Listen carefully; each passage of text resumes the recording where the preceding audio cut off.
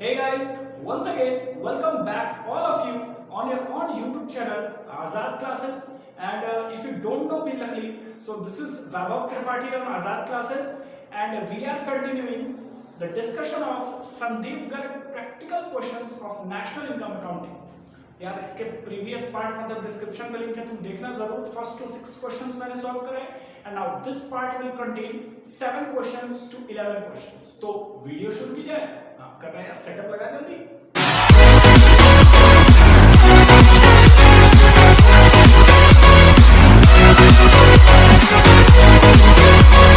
So this is the 7th question of Sandeep Garg. Hope you are having your books with you. ठीक है, किताब ले लीजिएगा अपने साथ। 7th question हम सॉल्व कर रहे हैं and we have to calculate the value of indirect tax is in this question. भाई indirect tax की वैल्यू फाइंड करनी है, ठीक है। बहुत इजी तरीके से हम करेंगे, मतलब कोई प्रेशर नहीं लेना है। मतलब यार प्रेशर तो हमारे ऊपर है ही, दिन प्रतिदिन गार्जियन का प्रेशर, उसके ऊपर मतलब टीचर्स का प्रेशर, अभी ये कोरोना का प्रेशर, तो प्रेशर नहीं लेना है भाई। क्वेश्चंस करेंगे बहुत अच्छे तरीके से, बस ध्यान से एक बार टेक्निक समझना। तो if we have to calculate the value of indirect tax, सबसे पहले हम देखेंगे कि इनडायरेक्ट टैक्स कंपोनेंट किसका है। मतलब हमने डिस्कशन किया था ना यार कि इनडायरेक्ट टैक्स कंपोनेंट है आपका नेट इनडायरेक्ट टैक्स का, याद है? Net indirect tax is equal to indirect tax minus subsidy. एक फॉर्मूला हम बनाते थे भाई, याद है? NIT is equal to IT minus subsidy. तो इनडायरेक्ट टैक्स इसका कंपोनेंट है। दूसरी चीज, अगर यार तुम्हें अब इनडायरेक्ट टैक्स की वैल्यू फाइंड करनी है और क्वेश्चन में आप देखेंगे ध्यान से तो सब्सिडी की वैल्यू दी हुई है, ठीक है। और अगर हम नेट इनडायरेक्ट टैक्स की वैल्यू कैलकुलेट कर लिए, तो अगर हमने एनआईटी की वैल्यू कैलकुलेट कर ली, सब्सिडी की वैल्यू दी है, तो इनडायरेक्ट टैक्स की वैल्यू हम फाइंड करेंगे। समझ में आ रही है चीजें? अब जो अगली लाइन बोलने वाला हूं वो भी बहुत इंपॉर्टेंट है। That net indirect tax is the difference between market price and factor cost. पढ़ा है भाई, किया है हमने, तब मैं आगे चल रहा हूं तुम्हें लेके। तो मार्केट प्राइस में से अगर हम फैक्टर कॉस्ट की वैल्यू घटा दें तो हमें मिलेगा क्या? Net indirect tax. और एक बार अगर नेट इनडायरेक्ट टैक्स की वैल्यू आ जाती है, सब्सिडी की वैल्यू क्वेश्चन में गिवन है, तो इनडायरेक्ट टैक्स की वैल्यू जो हमें बेसिकली निकालना है ये हम सॉल्व कर लेंगे। अब जरा ध्यान से समझना करना क्या है। एक चीज क्लियर हो गई कि एनआईटी निकालने के लिए फॉर्मूला है हमारा market price minus factor cost. अब क्वेश्चन में ध्यान से देखो, तुम्हें एक वैल्यू दिख रही है एनडीपी एट फैक्टर कॉस्ट और दूसरी वैल्यू दिख रही है जीएनपी एट मार्केट प्राइस, यानी इन्हीं दो वैल्यू को हम पकड़ेंगे। अब तीसरी चीज जो मैं बड़ी खतरनाक चीज बोल रहा हूं, जो बच्चों के थोड़ा सा सिर के ऊपर से निकलती है, वो ये है कि देखो तुम्हें दिया है क्वेश्चन में जीएनपी एट मार्केट प्राइस, गलत तो बोल नहीं रहा हूं यार। अगर मैं जीएनपी एट फैक्टर कॉस्ट निकाल लेता हूं तो शर्त ये है कि अदर कंपोनेंट सेम होने चाहिए, यानी जीएनपी सेम होना चाहिए। सिर्फ और सिर्फ मार्केट प्राइस और फैक्टर कॉस्ट का डिफरेंस होना चाहिए, और इसी मार्केट प्राइस और फैक्टर कॉस्ट का difference is none and other than net indirect tax. और फिर से मैं बोलूंगा बालक कि अगर नेट इनडायरेक्ट टैक्स की वैल्यू आ गई, सब्सिडी की वैल्यू गिवन है, तो you will calculate your final answer. Sir थोड़ा जुड़ के बताइए ना, ये तो समझ ही में नहीं आया। बताता हूँ भाई, बताता हूँ। पेशेंस, आजाद क्लासेस पे हो तो चीजें समझ में आएगी, आई कैन गारंटी। एक बार और मेरे साथ देख लो, प्रभु श्री राम का नाम लेके देखो है क्या basically that NIT is the difference between market price and factor cost. Now in this question we will see that there is a value of factor cost also and second is there is a value of market price also. ठीक है भाई, गलत तो बोला नहीं।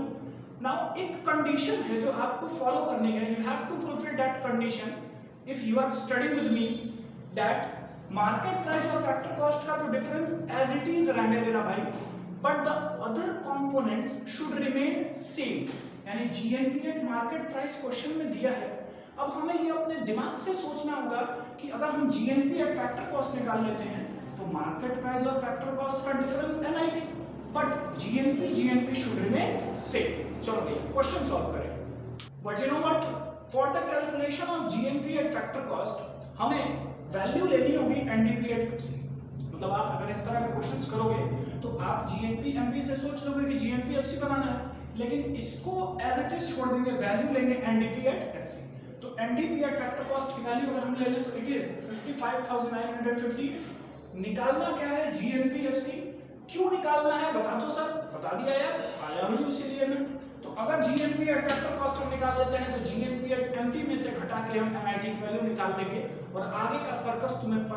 शेर को दौड़ाना कैसे है। शुरू करते हैं।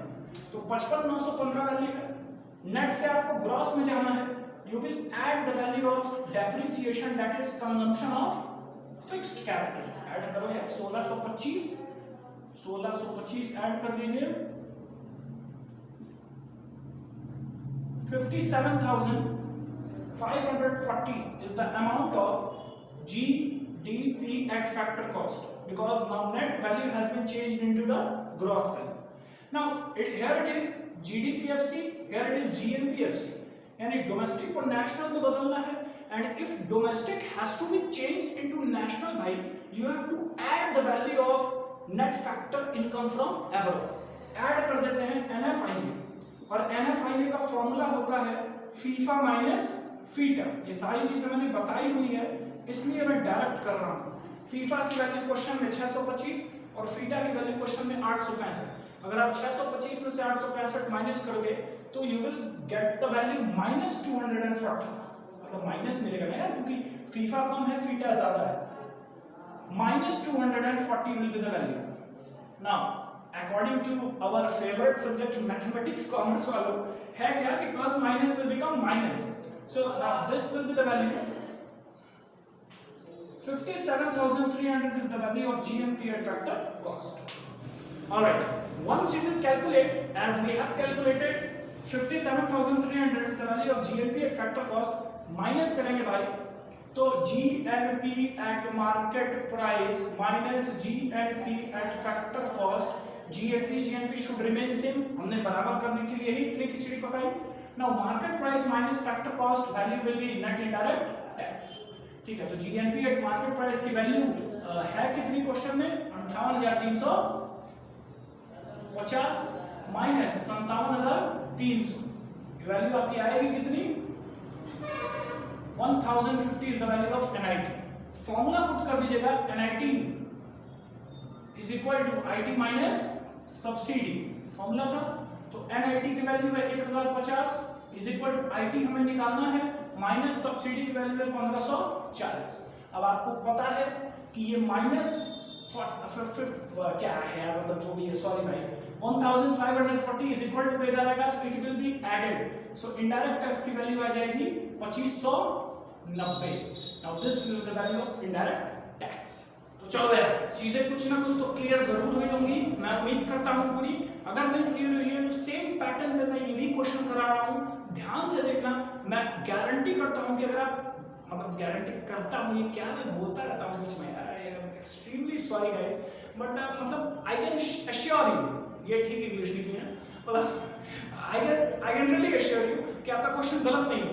और एक मतलब भाई मानो, दोस्त मानो, टीचर मानो, जो भी तुम मानो, एक आपको जरूर सलाह देना चाहूँगा कि आप इस तरह के क्वेश्चंस कभी भी हॉरिजॉन्टली मत करिएगा, हमेशा वर्टिकल करिएगा। वर्टिकल करोगे तो क्वेश्चंस गलत होने के चांसेस 99% कम हो जाते हैं। जैसे लाइक बॉय करता है ना कुछ, 99 वाला चैट देता है। खैर, शुरू करते हैं। सेकंड क्वेश्चन, कैलकुलेट करना है फैक्टर इनकम टू अब्रॉड। उसी तरह सेम हम चलेंगे that factor income to abroad component किसका है? कंपोनेंट का मतलब कि ये किसके फॉर्मूले में होता है? तो सर NFIA याद है, net factor income from abroad is equal to FIFA minus FITA. तो ये फीटा इसका कंपोनेंट है, तो NFIA। और एक चीज हमने पढ़ा था that national income minus domestic income is equal to NFIA। ठीक है, उसी पैटर्न पे लगा रहा हूं भाई, याद रखना। अब NFIA निकालना है, तो NFIA is the difference between national income and domestic income. Now फिर दो कंपोनेंट पकड़िए, इसको पकड़िए और इसको पकड़िए, काम यही हल कराता है गुरु। ठीक, ये हो गया नेशनल, ये हो गया डोमेस्टिक। इन दोनों का डिफरेंस क्या है? NFIA। एक बार अगर हम NFIA निकाल लेते हैं तो हम इसके फॉर्मूले पे फीफा माइनस फीटा करेंगे, जिसमें फीफा का वैल्यू दिया हुआ है, and we will automatically find the value of FITA. बात क्लियर हो रही है तुम्हें? चलो, अब एक चीज और, अगर आप देखो तो NDP एट MP की वैल्यू दिया हुआ है। अगर हम NNP एट MP की वैल्यू निकाल लें तो NNP MP में से अगर आप NDP MP माइनस करोगे तो वैल्यू NFIA आएगी, क्योंकि NN सेम है, MP MP सेम है, PP तो मतलब कसम खा के आता है कि सेम ही रहेगा। अब अगर आप नेशनल में से डोमेस्टिक माइनस कर दोगे तो automatically you will get the value of NFIA, because national income लेकिन उसके लिए उठाएंगे किसको, GNP at factor cost. Alright, so now GNP at factor cost is 4280 and we have to calculate NNP at market price. ठीक है, कोई issue नहीं।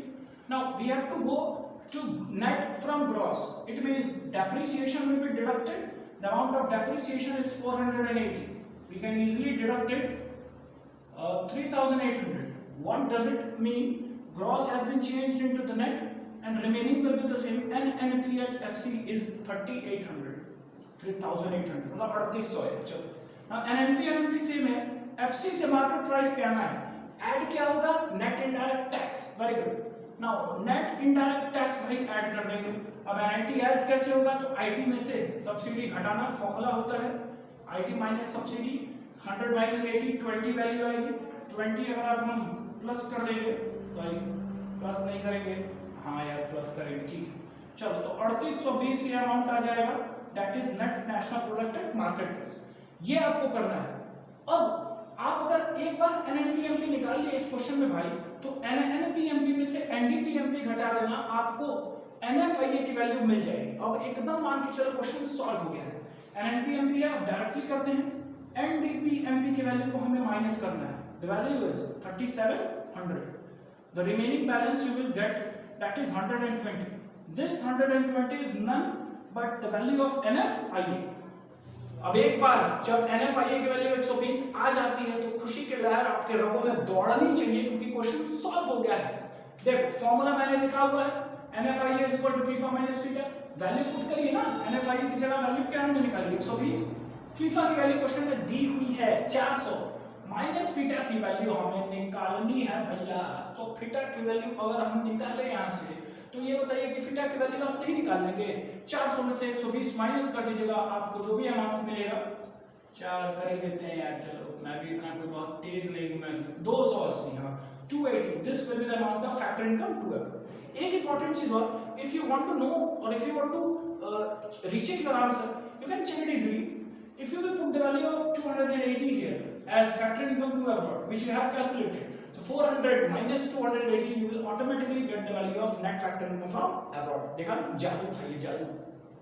चलो भाई, guess what next क्या निकालना है, we have to calculate depreciation। तुम्हारा हमारा फेवरेट, मतलब जन्म जन्म का साथ है डेप्रिसिएशन से, क्योंकि 11th में भी हमने पढ़ा था। क्लियर?